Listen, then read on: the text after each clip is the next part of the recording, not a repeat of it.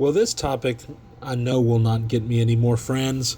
It's not very popular, probably on the Breakfast Club channel, but that's okay. The reason why I was brought into this was to bring a little bit of contrast. Anarchy comes from the Greek prefix an, which means without or the absence of, and the Greek noun archon, which means master or ruler. So anarchy does not mean without rules. It literally means without rulers. No rulers, no masters. A lot of the times when people think of anarchy, they tend to think of like a post-apocalyptic world, like in Judge Dredd or the Book of Eli or something like that. Honestly, that's not what anarchists, most of them, desire. Now, I can't speak for everyone, but most anarchists want peace. Here's a teaching moment, and you guys know I love creating dichotomies. It helps me with the learning process and simplifies things. Personally, I'm aware that nothing is black and white, and I don't believe that anything is. I believe there's a spectrum to everything, but I'm kind of rounding up in order to be more effective of a teacher here. So let's just say there are collectivist anarchists and individualist anarchists. I would say that I fall under the line of individualist. I'm not a collectivist. I am an anarcho-capitalist, but more specifically, you could call me a voluntarist. A voluntarist is someone who believes that you should be able to opt out of a system. Just think about it. If you did not pay taxes in your government wherever you live, if it escalated enough, you would be put into a cage for not paying taxes. Has anarchy ever worked? Well, everywhere you look, there is anarchy. When you make a decision without getting someone else's consent, it's a scaled-down version of anarchy.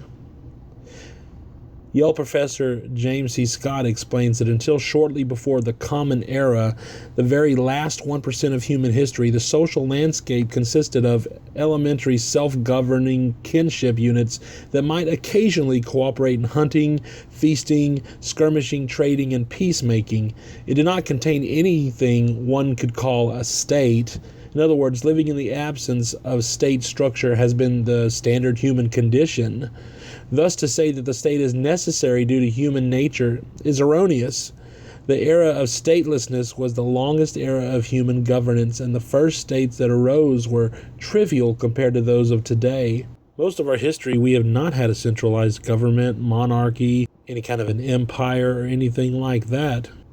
I'm a pacifist, and that's another reason why I'm an anarchist. You may be thinking, well, that's crazy. How can that be? Let's just say you're pro-gun restriction. You think that people shouldn't own guns. Well, really, you don't believe that. You just don't think that certain people should own guns. If you're a devout statist, you think that our nanny government should be the one. See, as a pacifist, I don't think we need a government going around telling people that they have to pay for this tax program. And it may be a good tax program. It may be something that is saving the kids' lives or something. We got to think about the children, stuff like that. But why should I force someone else at gunpoint, if we can't garnish their wages or whatever, if the government can't get the money out somehow, then they will lock you up in a cage. So because of that, and because there's violence, I am not for government. Government can only do what it does by the use of force, by the use of coercion. And people who want more government programs want more coercion and more government. Everything that we think we need the government for can be done outside of coercion and centralized control. Roads can be built without government. Security can be enforced without government. Military can even be used to protect people with a common interest without government. When I say government, I'm talking about a centralized, coercive government. Obviously, we all need to govern ourselves. I'm not talking about libertinism. In Joe's video on Monday, he was talking about how he's upset that the Bernie Sanders supporters would not support Hillary if she were the eventual nominee. What I heard whenever I listened to him was someone who was very tribalistic, very much pro-Democrat, didn't matter if Cookie Monster were running as a Democrat. It seems to me like because he was on the Democratic ticket, then he would be the best choice over any Republican. And that's just that whole mindset of tribalism that goes back to our primitive days. And we see it now in sporting events. We have our sports teams and our colleges, how we love it whenever people go to the same college as us, whether we knew them or not, anything like that. And so there's not really a big difference between Hillary Clinton and Donald Trump.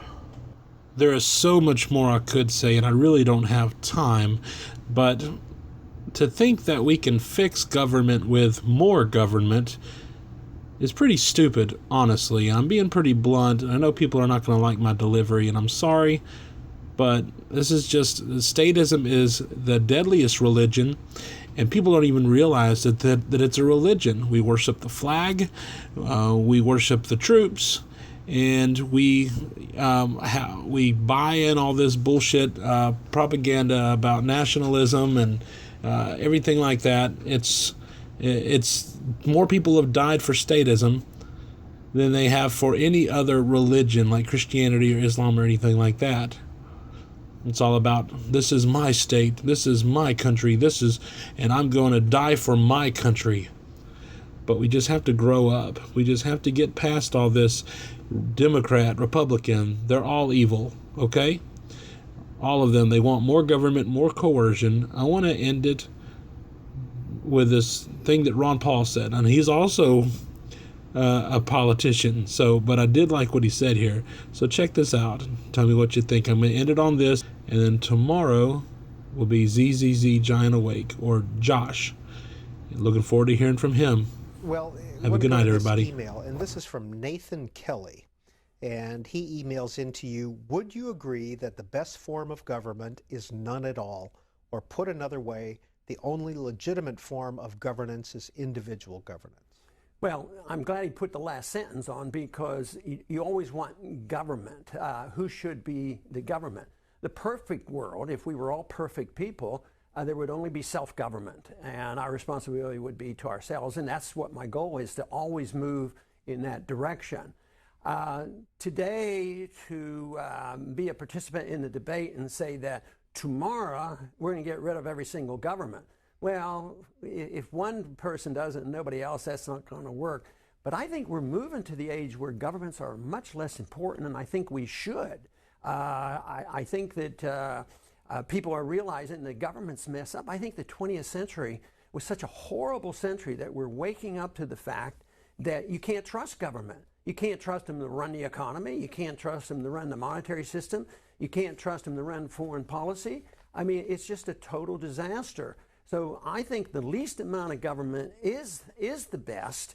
I do not call myself an anarchist, but I think to have the goal of self-government is a very good goal. And if you can't have that, then as close to home as possible. And I think that's a natural tendency to have individuals and family government, local community government. And if you had a free society, we probably wouldn't have a lot more than that. You wouldn't have to, and our founders intended that to be. But you know, when they wrote the Constitution, and I think they planted some seeds there that have grown to the point where if the Constitution had worked perfectly, we wouldn't have this monster over here in Washington. It wouldn't exist. But all the regulations and details and taxations and abuse of the rules and the president writing laws and bashing the Congress for not speeding up, I'll write an executive order, you know, and all this, that wouldn't be true. That is the trend that we have to reverse. I'm optimistic to think that we are changing the views of a new generation. The millennials are looking at this and they're seeing what they're inheriting. I think they see a mess, and I think they're very open to the views of saying, yes, the biggest problem we have is way too much government, too much centralized government, and the more self-responsibility and self-government we have, the better. This world will pass away. Get my emotions with the wash. Try for something.